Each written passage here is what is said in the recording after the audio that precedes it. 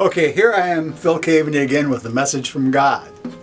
And it says, Miss Winthrop's elopement. And I've told you about the book. And I mentioned that when I riveted my attention back to what Christine Merrill was saying, it turned out that her story resonates with the best thing I ever wrote, which is called Marjorie Burns, which is about a ghost who, in the near post-apocalyptic future, at the Second Battle of Culloden, a guy who ends up becoming a hero but suffers from post-traumatic stress is saved from suicide by a ghost. And this in a way resonated to me with what Christine Merrill had said. But then I have another identity where I do really heavy, almost professional work in theology. And I'm very interested in Afro-American theology, Afro-American religion, and the whole Afro-American project. And my whole deck was set to immerse myself into this until suddenly, by the way, I mentioned I told Christine to write the books that she had written, name on a napkin. But the focus for our meeting, the place of our meeting, was a floor up. And I don't remember bringing this napkin into my office with the name of the romance book. And it turns out to be available in audible format. And it was in my hand. So I'm not saying I'm going to drop Afro-American theology, but I'm saying this is the point to talk about literature. And my function as a public intellectual, these aren't going to be reviews, but this is going to be to draw your attention to a worthwhile project. You'll picture me as an informed reader who has done medieval studies, who has sold at medieval conferences, and wonders why there's all this crap and misinformation about the most interesting period that you can possibly imagine. And that's where Bogwin Books moves in. I know the director of Arizona ACMRS Press, and I just went through some of the titles and saw things that had hooks that would make me get interested. For example, short stories by Sharon Newman. Sharon Newman is a medieval historian and author. She took her master's degree in medieval literature from Michigan State University. She's a member of the National Medieval Academy. Readers looking for quality in fiction ought to add Newman's name to their list. A must-read author, in addition to providing readers with a vivid look at France in the 12th century, Newman also does absorbing stories drawn from sympathetic characters. And these are the kind of things that are really hard to get out to mainstream publishers, because in general in the publishing world now they're looking for reasons to exclude authors. In some ways it's almost like trying to get a job. When you look at your resume, they'll look at a reason not to hire you rather than to say, well, there might be some potential here. Fanning the Flames is The Woman in Beowulf, Faces in the Fire, Volume 1. This is the 3-volume series. Many of you know Beowulf, and you know J.R.R. Tolkien's work on Beowulf. And this is sort of a fictionalized world of that particular incident. A hole in the heavens.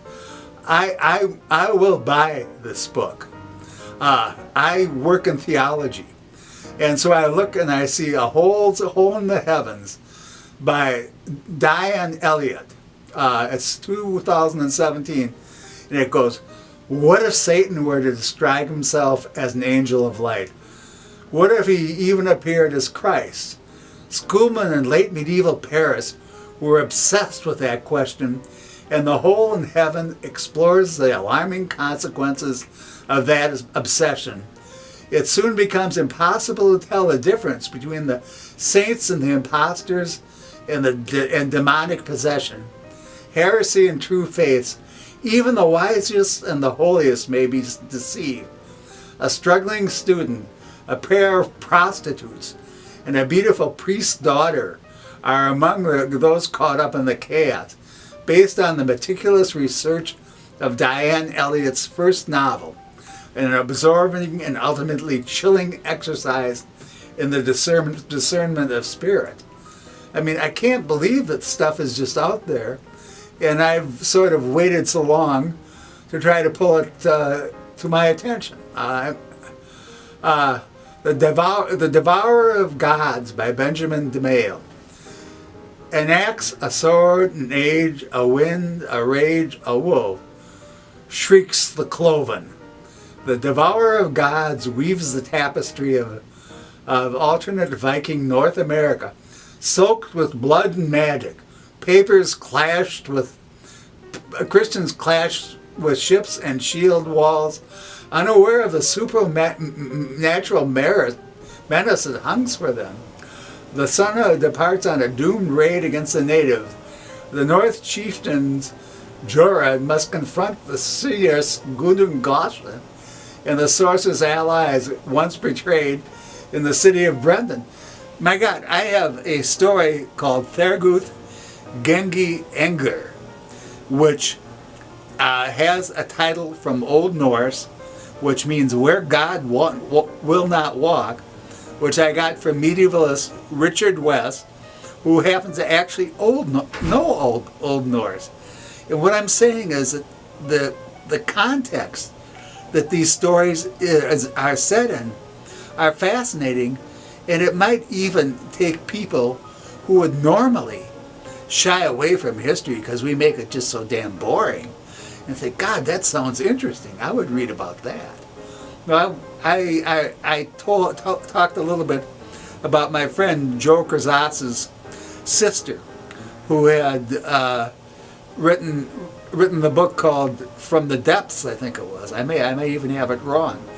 And I associated it with a medieval spiritual state called the Long Dark Night of the Soul. That got its attention to the right people, and I believe she now has a publishing contract. But the problem is that we don't connect. I'm going to try to find another book that I really wanted to bring to my wife's attention. Oh yeah, my wife is studying Old Occitane. It's a language that they spoke in French in the 13th century. And listen to this. I just got off the phone. Purged by Fire, Heresy of the Cathars by Diana Bonavest. In the depths of the 13th century darkness, a unique civilization of light flowered in the region now southern France.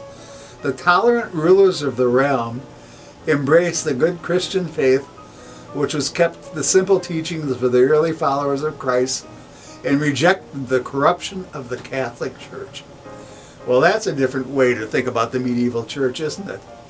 And I had once asked my wife about a situation in which a superior civilization was crushed. I mean, this would be like being conquered by rednecks or something like that. Now, these are the kind of reviews where I say, you go look at their catalog. These are things that I am excited about. This press has submission guidelines, and they're going to get some stuff from me. But there's a whole market that mainstream publishing, because it's dying and collapsing, ignores that these people are reaching out to. And I think that's a good idea. Well, that's it for today, and I should think of something clever to say otherwise, but I won't.